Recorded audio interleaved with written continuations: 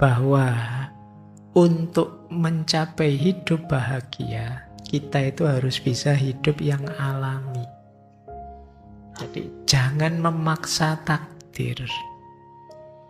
Wajar saja hidup ini kadang naik, kadang turun. Jangan terobsesi untuk mengontrol sampai detail. Pokoknya saya harus sukses, terus saya harus menang, terus itu sumbernya kegelisahan. Jadi ayo hidup secara alami saja.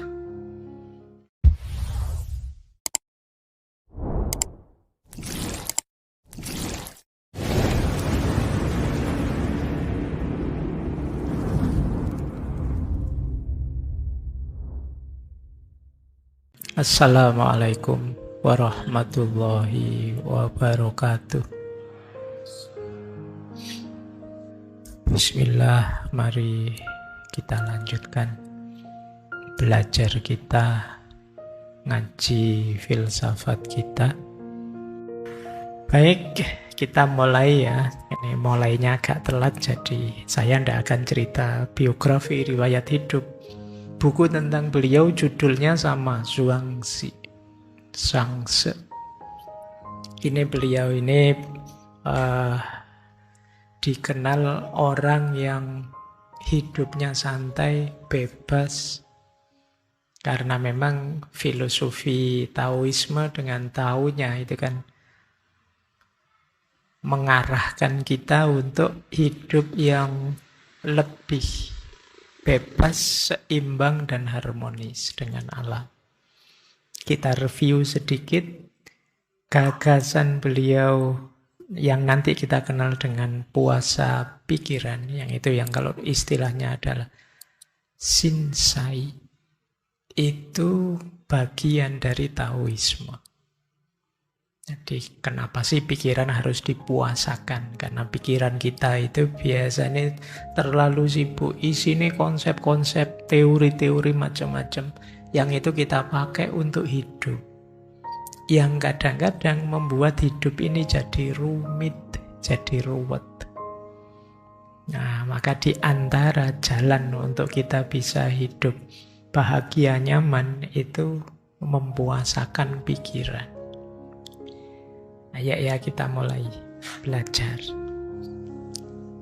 Yang pertama tentang Tao.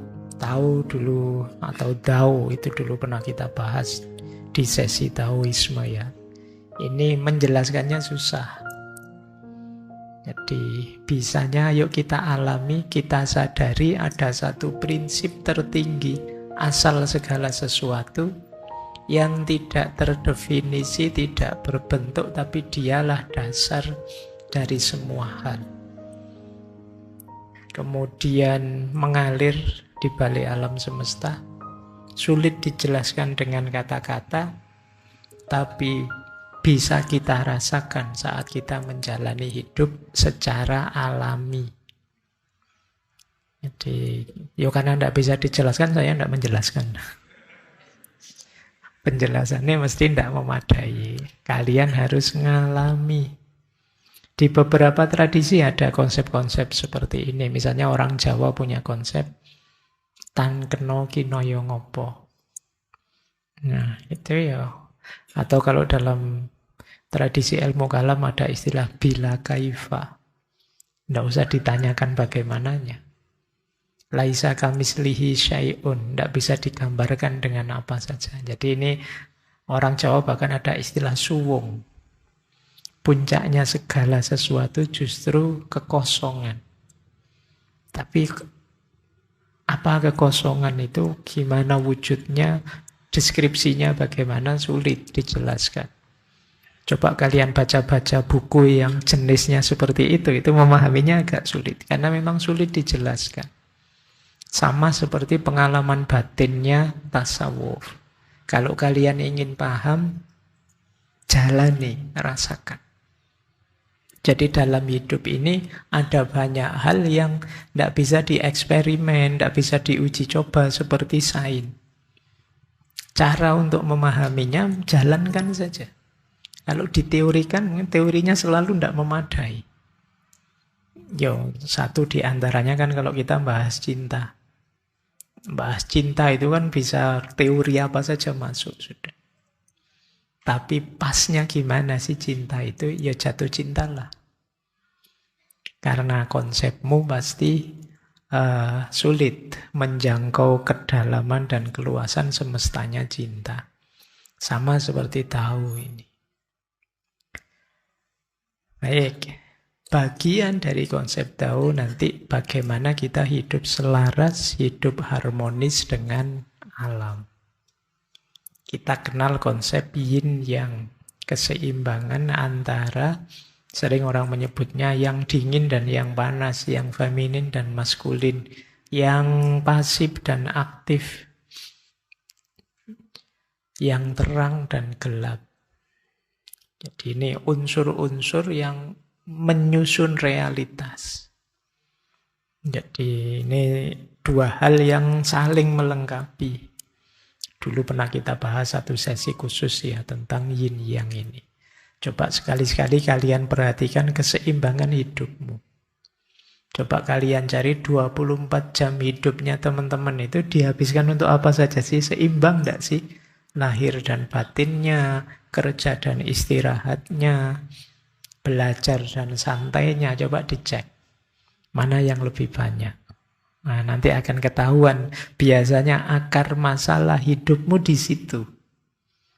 Ketika ada yang tidak seimbang. Kemarin ada yang tanya ke saya, Pak, saya itu introvert. Sukanya menyendiri terus. Tidak suka rame-rame bergaul, pokoknya saya suka di kamar. Tapi kok saya rasanya kadang-kadang kok ya kesepian ya Pak. Kadang-kadang pingin juga sih gabung sama teman-teman, pingin juga. Ya karena kalau kamu hanya hidup di satu kutub itu, ya sementara dirimu itu kompleks, ya pasti saja akan ada kegelisahan-kegelisahan tertentu dalam dirimu. Ya ada yin, ada yang. Nah, nanti kalau nyari pasangan juga gitu ya, coba kalian analisis ini. Nggak usah, saya itu yin Pak, dia yang. Dalam dirimu ada yinnya, ada yangnya. Pasanganmu juga begitu. Tinggal kalian mengkombinasikannya. Selama ini kan orang melihat, wah saya itu yin, berarti nyari pasangan yang. Ya enggak begitu juga. Karena dirimu harusnya imbang unsur-unsurnya. Baik, ini kalau tak bahas nanti enggak jadi bahas yang puasa pikiran. Kemudian Wu Wei. Wu Wei ini dulu kita bahas ya. Ini hidup yang mengalir saja. Jadi kalau teman-teman, Pak saya hidup itu mengalir saja, asal bertanggung jawab seperti di konsep Wu Wei ini, saya kira ya luar biasa kalau teman-teman bisa. Kalau kalian kan ketika bilang hidup ini mengalir saja, itu kan untuk nutupi bahwa kalian sedang males. Tidak mau ngapa-ngapain. Wu Wei ini bukan males, tapi mengalir. Mengikuti dialektika hidup. Jadi tidak malah berhenti. Bukan pasif. Tapi bertindak secara alami. Tidak memaksa. Baik. Ini tahu ya. Saya tidak detail. Teman-teman bisa refer ke kajian-kajian dulu ketika saya bahas tema ini. Sekarang ke konsep sebelum ke puasa pikiran, ke Shinsai. Ada konsep namanya Zian. Ziran ini artinya kehidupan alami. Jadi ini salah satu filosofi dari Zhangzi bahwa untuk mencapai hidup bahagia, kita itu harus bisa hidup yang alami. Jadi jangan memaksa takdir. Wajar saja hidup ini kadang naik, kadang turun. Jangan terobsesi untuk mengontrol sampai detail. Pokoknya saya harus sukses, terus saya harus menang, terus itu sumbernya kegelisahan. Jadi ayo hidup secara alami saja. Nah, bagian dari konsep ini itu nanti yang kita sebut Shinsai. Shinsai itu yang puasa hati atau puasa pikiran. Ini penerjemahnya sebenarnya harus hati-hati. Saya menyebutnya puasa pikiran untuk memudahkan saja. Ada yang menerjemahkannya puasa hati. Kenapa ada perbedaan cara memahami antara tradisi timur dan barat tentang perangkat berpikir? Kalau dalam tradisi timur, paket atau perangkat berpikir dalam diri kita itu kompleks. Tidak sekedar akal atau reason. Tapi hati juga bisa jadi bagian untuk kita memahami atau menangkap pengetahuan. Ini mungkin teman-teman bisa membandingkan kalau dalam bahasa Inggris ada istilah reason, ada istilah mind. Kalau mind ini bisa diterjemahkan intelijensi, yang itu tidak melulu akal. Jadi dulu pernah saya sebut ya, dalam diri kita ini paling tidak ada 6 perangkat yang bisa menangkap sesuatu. Selain akal, ada panca indera. Tapi kan juga ada naluri, insting. Kalian bisa suka dengan ini, suka dengan itu biasanya insting. Orang tua sayang sama anaknya itu insting. Kalian ingin menghindari bahaya itu insting. Kalian masuk ke masjid ini nyari tempat duduk yang paling enak, paling nyaman, itu instingtif saja. Jadi orang itu mencari kenyamanan, menghindari ketidakenaan, itu insting. Jadi tidak pakai belajar, tidak pakai kursus, itu kalian bisa sendiri, menyesuaikan sendiri. Itu instingtif namanya. Ini juga bisa menangkap pengetahuan. Ada nurani yang sering disebut hati.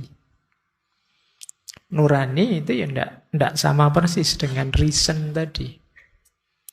Kalau ada temanmu misalnya sakit parah, uangnya habis.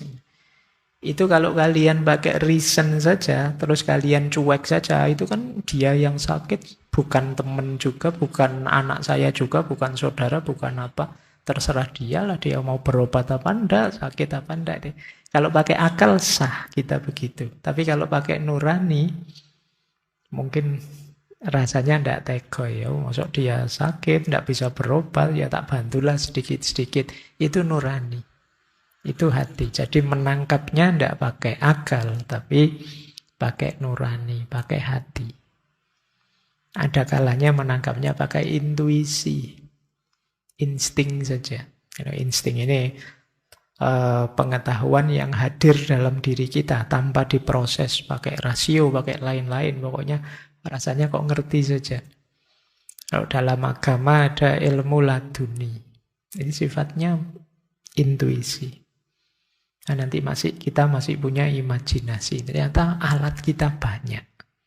Meskipun nanti oleh paradigma modern dibatasi pengetahuan itu yang paling bisa dipertanggungjawabkan ya akal dan panca indera itu saja.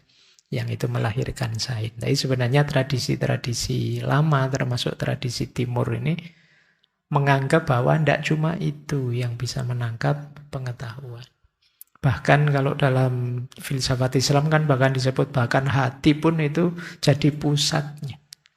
Jadi intinya, orientasi pemahaman kita. Hatinya cenderung kemana, kesitulah pemahaman akan diarahkan. Baik, jadi basicnya ini ya. Nanti untuk puasa pikiran itu dasarnya hidup alamiah. Ya mungkin termasuk kewajiban kita puasa 1 bulan itu untuk mengembalikan lagi ritme alamiah kita. Biar kita kembali lagi ke fitrah. Jadi hidup alami itu kan yang fitri, sesuai dengan fitrah kita. Makanya setelah 1 bulan kita merayakan Idul Fitri. Jadi ini kembali lagi ke yang fitrah, yang alami. Sudah tidak terkontaminasi macam-macam, terpengaruh macam-macam. Sekarang murni lagi. Oke, contohnya. Ini contohnya hidup yang mengalir ya. Seperti apa sih hidup mengalir itu? Tadi kan disebut hidup mengalir itu bukan berarti hidup yang tidak aktif. Tapi ya aktif. Hidup mengalir itu, hidup pertama, orang yang mampu menyesuaikan diri dengan perubahan. Tidak menutup mata bahwa dunia ini berkembang terus. Jadi, misalnya kalian tiba-tiba kok dapat surat peringatan dari kampus, mau DO misalnya. Nah itu kan ada perubahan kan. Wah ini gimana ini ya. Oh iya bisa menyesuaikan. Oh berarti saatnya saya harus menggenjot biar tahun ini bisa segera lulus biar tidak kena DO. Kalian bisa menyesuaikan. Tiba-tiba pulang ke rumah ditanya orang tua, kamu sudah umur 20 sekian loh ya, saatnya nikah. Tetangga sana sudah nikah, yang sana sudah punya anak 2, yang sana. Loh itu kamu ndak panik, ya ndak stres, ya ndak galau, ya terus kamu bisa beradaptasi. Oh berarti saatnya saya harus mulai lebih fokus ke situ, mulai mikir siapa jodoh. Kalau kalian kan kadang panik, susah beradaptasi, susah menyikapi ada perubahan. Kok ya tiba-tiba dipecat dari pekerjaan. Ya sudah mungkin ada yang lebih baik dibandingkan pekerjaan kemarin. Saatnya saya mencari lagi. Nah ini jadi hidup yang mengalir bisa menyesuaikan dengan perubahan.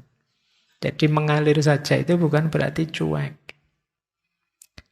Terus yang kedua tidak memaksakan kehendak. Segala sesuatu itu ada ritmenya. Ada polanya. Jangan maksa. Hari ini kan di antara banyak problem kita, itu ingin segera, ingin cepat, ingin mencapai ini, mencapai itu, tidak sadar proses. Jadi padahal semuanya ada siklusnya, ada polanya. Ingin pinter segera, ingin sukses segera, ingin lulus segera. Kemarin saya ikut ada seminar pendidikan itu temanya fast track. Oh, jadi sekarang kamu kuliah itu ada jalur cepat.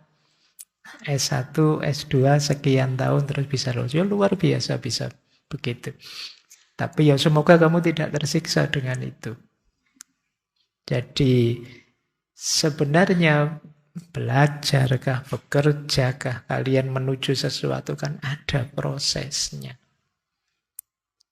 Ikuti saja hukum sunnatullahnya. Dulu kita pernah belajar Vandana Siva, betapa gelisahnya beliau ketika para petani berusaha melakukan rekayasa-rekayasa agar panen lebih cepat, lebih banyak, terus yang terjadi kerusakan ekosistem.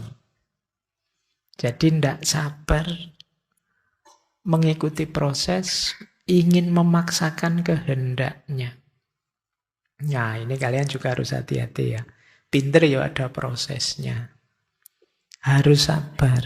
Tidak ujuk-ujuk terus bikin prompt di ChatGPT. Kan gampang Pak, itu langsung ada jawabannya. Iya sih gampang, cuma kan kamu langsung instan ke sana. Padahal setiap ilmu, setiap wawasan, setiap pengetahuan itu ada asal-usul, ada konteks, ada proses. Jadi jangan memaksakan kehendak. Mengalir itu begitu. Karena kadang-kadang kita itu kalau sudah punya keinginan, sudah tidak peduli kiri kanan. Tidak peduli efek ini, efek itu, yang penting terpenuhi. Kadang sampai lupa makan, lupa tidur. Ini namanya memaksakan kehendak. Yang ketiga, mengalir, alami, sesuai kodratnya. Itu saya tadi baca buku yang contohnya menarik. Pernikahan, perceraian, itu alami saja. Pertemuan dan perpisahan juga alami. Kalau di tradisi lama kan jodoh itu ya ada durasinya masing-masing. Tidak cuma jodoh kita siapa, tapi durasinya berapa, itu saya kemarin baca itu juga ada durasinya. Jodoh kita ngaji hari ini, sebenarnya rencananya 2 jam, cuma kan ada halangan-halangan, ya ketemunya paling 1,5 jam. Nah, ini yang disebut, ya memang mekanismenya begitu. Kalau kita tidak siap perubahan-perubahan seperti itu, hidup kita susah. Janjian jam 7, kamu kok datangnya jam 8, lu macet ya, tadi ada halangan ini, halangan. Wajar saja kok hidup itu kadang-kadang ada halangan. Seringkali memang ada macet. Jadi direncana jam sekian, tibanya jam segitu. Biasa saja, tidak harus ngegas. Cuma kan kita sering tidak sadar dengan ini. Pokoknya seolah-olah kita yang mengendalikan semuanya. Saya pernah kapan itu, zaman awal-awal saya ngaji masih pakai motor. Sudah tak hitung setengah jam nyampe. Alah sampai di perempatan UPN itu bocor bannya. Wah, ini luar biasa. Kok yang dilalah tidak jauh dari situ setelah nonton ada tambal ban. Ya saya tunggu, kok ya ternyata tambal bannya lama. Terus teman-teman WA, Pak ini jadi ngaji apa enggak Pak? Ini jadi kita. Jadi cuma yang sabar ya ditunggu. Ternyata ada halangan. Loh kalau kita tidak siap dengan hal-hal seperti ini, hidup ini berat. Karena hidup tidak akan selalu sama dengan bayangan dan keinginan kita. Kita harus punya kemampuan ini. Jadi ini yang disebut menjalani hidup secara alami dan tidak ngontrol semuanya. Dan pada akhirnya hidup yang fleksibel dan santai. Tidak usah panik, tidak usah ngegas, tidak usah terlalu tertekan kalau ada perubahan-perubahan dalam hidupmu. Kita tidak tahu loh, bahagia kita itu ada di titik yang mana. Kadang-kadang ya yang kita bayangkan bahagia di situ ternyata tidak bahagia sama sekali. Atau yang kita bayangkan susah ini mesti sulit, ternyata asik juga. Jadi kita harus siap dengan apapun yang akan terjadi. Kalau mental kita ini, teman-teman yang banyak overthinking, insecure, itu mungkin bisa banyak dikurangi. Allah yang terjadi biar terjadi. Apapun yang terjadi saya siap kok. Gagal itu ya wajar karena orang itu kadang gagal, kadang sukses. Sukses, alhamdulillah. Kadang-kadang teman yang curhat ke saya, Pak saya ada masalah gini-gini, yang biasanya tak tanya, umurmu berapa? Saya umur sekian, masih muda, dijalani aja, gagal diulang lagi. Tidak apa-apa. Jadi ini ya, ayo kita mulai latihan punya jiwa lebih slow, lebih tenang, lebih siap. Semua yang terjadi pasti ada asal-usulnya dan wajar saja dalam hidup ini ada yang sesuai bayangan kita, ada yang tidak sesuai bayangan kita. Kita nikmati saja. Baik, mesti nanti ada yang protes. Yo enak tinggal ngomong Pak, gitu. Dijalaninya tidak ada sesimpel itu. Baik, jadi ini yang disebut hidup alami. Bagian dari hidup alami adalah kemampuan kita puasa pikiran. Sinsai. Ini bisa dicek di buku Zhuangzi. Di bukunya Zhuangzi yang bab, ini ada sekitar 33 bab kalau saya tidak salah. Berjalan di antara manusia. Sin itu artinya hati atau pikiran. Zai itu artinya menghindar atau membersihkan sesuatu yang mengganggu. Jadi sebenarnya ini makna aslinya itu bagaimana cara kita melepaskan diri dari keterikatan emosi dan pikiran yang menghambat hubungan kita dengan Tao. Tao tadi ya hakikat hidup, hidup yang hakiki, kemudian jalan yang harmonis dan lain sebagainya. Baik, nanti ada uraian detailnya. Cuma di buku ini uraian tentang puasa pikiran itu diawali dari cerita. Nah, ini saya akan dongeng sekarang ya. Karena memang awalnya dongeng. Cerita Konfusius dan muridnya. Nah, silakan teman-teman yang sudah ngantuk sejak tadi boleh tidur. Saya mau dongeng ini. Jadi kita mulai ya. Ini nanti yang biasanya jadi akar penjelasan tentang Xinzai tadi. Jadi ada muridnya Konfusius namanya Yen Hui.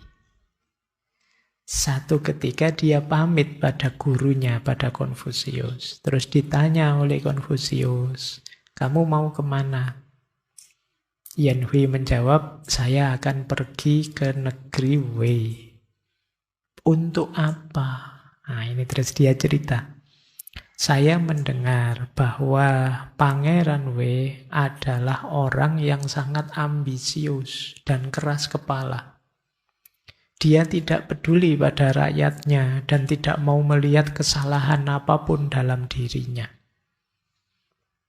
Dia tidak peduli dengan fakta bahwa rakyatnya sekarat di mana-mana. Mayat-mayat bergelimpangan di seluruh negeri seperti jerami di ladang. Rakyatnya sampai putus asa. Saya mendengar Anda, guru, mengatakan bahwa seseorang harus meninggalkan negara yang diperintah dengan baik dan pergi ke negara yang tidak teratur. Di depan pintu dokter ada banyak orang sakit. Jadi orang-orang yang punya kemampuan, punya kualitas, punya hal untuk diabdikan, ya jangan segan untuk datang ke negara atau ke tempat, ke wilayah yang perlu bantuan. Itu sederhananya itu. Saya ingin menggunakan kesempatan ini untuk mempraktekkan apa yang telah saya pelajari dari Anda dan melihat apakah saya dapat membawa perbaikan pada kondisi di sana. Jadi ini murid yang baik, ingin mengabdikan ilmunya untuk memperbaiki keadaan. Ini kok kebetulan rajanya kok ngaco ini. Nah, komentarnya Konfusius sekarang. Kata Konfusius, kamu tidak sadar apa yang kamu lakukan. Justru kamu akan mendatangkan malapetaka bagi dirimu sendiri. Tao tidak membutuhkan keinginanmu dan kamu hanya akan membuang-buang energimu dalam usaha-usahamu yang salah arah. Dengan membuang energimu, kamu akan bingung, kemudian cemas. Begitu kamu cemas, kamu tidak akan mampu lagi menolong dirimu sendiri. Orang-orang bijak zaman dulu mula-mula mencari tahu dalam diri mereka, kemudian mencari tahu apakah ada sesuatu dalam diri orang lain yang sesuai dengan tahu, sebagaimana yang mereka ketahui. Namun jika kamu sendiri tidak memiliki tahu, apa gunanya kamu menghabiskan waktumu dalam usaha yang sia-sia untuk membawa politisi yang korup ke jalan yang benar? Ini dikritik oleh gurunya. Kelihatannya ini nanti kamu hanya buang-buang waktu saja, buang-buang energi. Mbok yo kamu memperbaiki dirimu dulu. Intinya itu sih. Namun saya kira kamu pasti punya dasar untuk harapanmu, untuk berhasil. Bagaimana rencanamu melakukannya? Ini masih diberi kesempatan, Yen Hui. Coba deh, rencanamu apa sih kok kamu ingin melakukan perbaikan tadi? Meskipun menurut saya kamu hanya akan buang-buang energi saja. Jawabannya Yen Hui apa? Saya bermaksud menampilkan diri sebagai orang yang rendah hati, tidak memihak, dan hanya ingin melakukan yang benar, dan tidak ada yang lain. Pendekatan yang benar-benar sederhana dan jujur. Apakah ini akan membuatnya percaya? Nah, jadi ini itu ke pangeran ya. Saya akan jadi orang baik, yang tulus, yang jujur, akan menasehati dia. Apa dia akan percaya? Jawabannya Konfusius, tentu saja tidak. Kamu bikin postingan berapa puluh pun tidak akan percaya. Kata Konfusius apa? Orang ini yakin karena dia yakin dirinya lah yang benar. Dia mungkin pura-pura tertarik pada standar keadilan yang objektif, tapi jangan tertipu oleh ekspresinya. Dia tidak terbiasa ditentang oleh siapapun. Cara dia meyakinkan dirinya bahwa dia benar dengan menginjak-injak orang lain. Jika dia melakukan ini pada orang biasa, dia pasti akan melakukannya kepada orang yang menentang dengan mengaku sebagai orang yang berkualitas tinggi. Dia akan berpegang teguh pada caranya sendiri. Dia mungkin berpura-pura tertarik pada pembicaraanmu tentang apa yang secara objektif benar, tapi dalam hatinya dia tidak akan mendengarkanmu. Dan tidak akan ada perubahan apapun. Engkau tidak akan mendapatkan apapun dengan ini. Jadi kata Konfusius, tidak akan percaya dia. Kenapa? Dia sudah yakin dirinya benar. Dia sudah yakin dia sudah sesuai. Maka yang menentang dia dianggap pasti salah. Terus Yan Hui mengajukan lagi skenario kedua. Baiklah, kalau begitu daripada menentangnya secara langsung, saya akan mempertahankan standar secara internal, tetapi secara eksternal saya akan pura-pura mengalah. Saya akan menggunakan otoritas, tradisi, dan contoh dari masa lalu. Saya tidak akan bergantung pada ajaranku sendiri. Dan karena itu tidak peduli apakah saya disetujui atau tidak. Pada akhirnya saya akan dikenal sebagai orang yang benar-benar tidak memihak dan tulus. Mereka akan menghargai keterus-teranganku dan dengan demikian saya akan jadi alatnya surga di tengah-tengah mereka. Dengan cara ini saya tampak tunduk dalam ketaatan pada pangeran seperti yang dilakukan orang lain, membungkuk, berlutut, bersujud, seperti seharusnya seorang pelayan, saya akan diterima tanpa celah. Kemudian orang lain percaya padaku dan secara bertahap menganggapku penting. Dan melihat bahwa aku hanya ingin membuat diriku berguna dan bekerja untuk kebaikan semua orang, maka aku akan jadi alatnya manusia. Sementara itu, semua yang ingin aku katakan akan diungkapkan dengan konteks tradisi kuno. Aku akan bekerja dengan tradisi suci para bijak kuno, meskipun apa yang kukatakan mungkin secara objektif merupakan kutukan atas perilaku pangeran. Tapi kan bukan aku yang mengatakannya, tapi tradisi itu sendiri. Dengan cara ini, aku akan sepenuhnya jujur namun tidak menyinggung perasaan. Jadi aku akan dapat menjadi instrumen tradisi. Apakah menurutmu pendekatanku tepat? Jadi skenario kedua, saya tidak akan ceramah-ceramah, nasihat-nasihat, nyuruh-nyuruh.